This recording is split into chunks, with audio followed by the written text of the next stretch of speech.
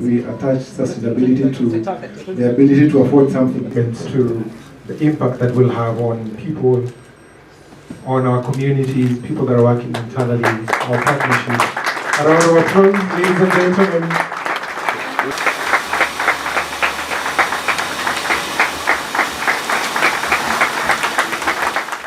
I think today we are excited as we launch our sustainability report. You know, our vision in Proto is very clear.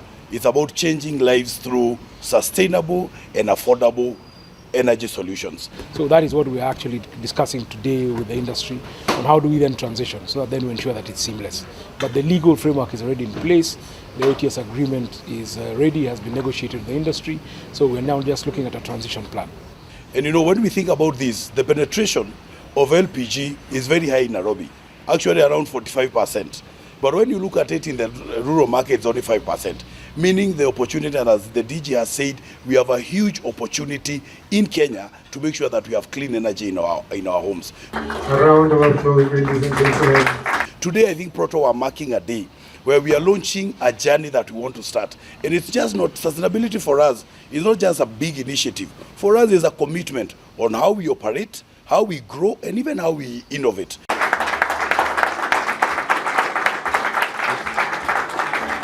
One of the biggest challenges and the most emotive issues with people is their health and their children.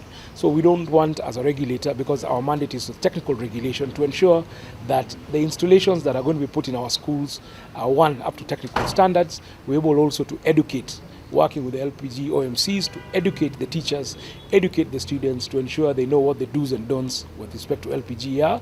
Just not to make sure that we have a clean energy out there, but also we want to make sure that it's inclusive, clean and safe. And I think with the collaboration with EPRA, we have been able to ensure that then the penetration through adding more cylinders in the market, ensuring that we are protecting the investment in cylinders against illegal refilling, but mostly the integrity of every cylinder that is in every home.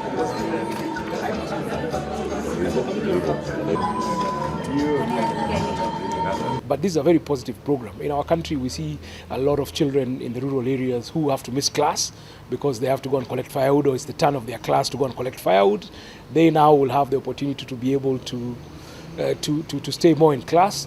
For those who are cooking, the health hazards that they are cooking in the kitchens, the respiratory diseases, that will then go. Also the downtime when it comes to, for instance, breakfast. For those of us who went to boarding schools, where the cooks have to wake up at 4 a.m. to start preparing breakfast for students at 6, by lighting the boilers. This will be a plug-and-play system.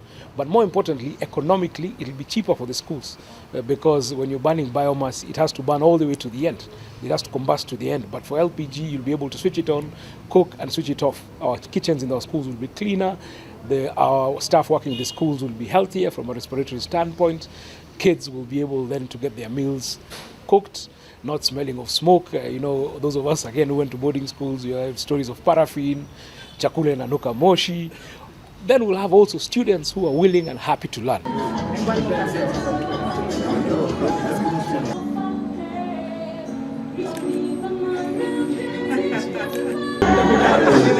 Bruta.